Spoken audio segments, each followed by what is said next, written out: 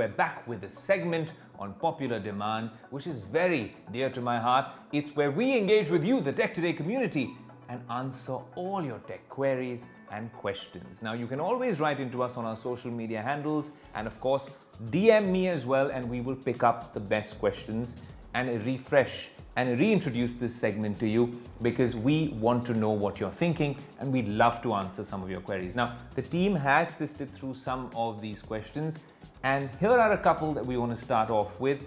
The first one comes from Gaurav Singh. Gaurav, thanks so much for watching the show. And he asks, what do you use for editing? Now, that's an interesting question, Gaurav, because while we use all sorts of devices, sometimes when I'm on the go, I do it even on my phone. The team uses Macs in office, but the show goes on the road often.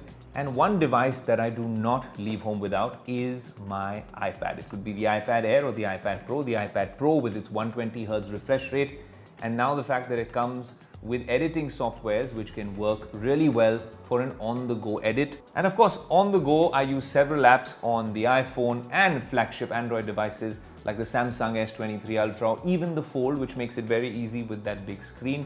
But these are just some of our jugadu options. Now, what if you do want to invest in a desktop computer because it doesn't come with that portability and the mobility factor, but you still want that processing power? You don't want to spend on a luxury device like an iPad, because a lot of people don't seem to understand why an iPad is the ultimate device. For me, this is everything from multitasking, productivity, creativity. With the Apple Pencil and this keyboard, this device does it all.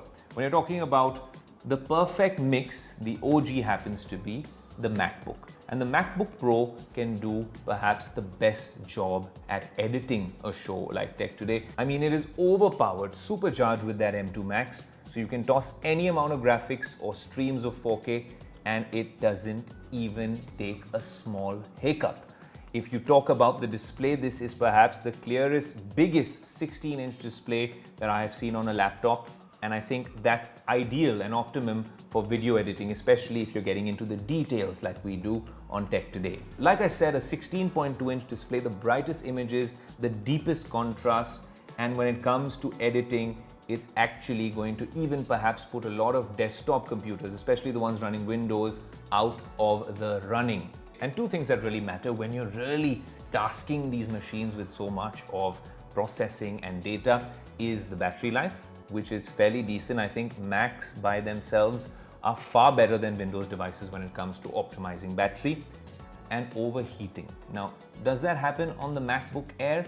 Not so much, even though there are no fans. But in terms of how they've managed the thermal dissipation, this particular laptop stays super chilled, and that's something we really like. It's not noisy, you don't hear those fans all the time. It is very chilled out, and you can focus even without your noise cancellation on the edit and stay chilled about it as well. Now, this was our candid explanation and justification for using this device. If you want more, you have to log on to the Tech Today website. With all of these questions, the bigger, deeper answers are on our website and a lot more on our social media handles.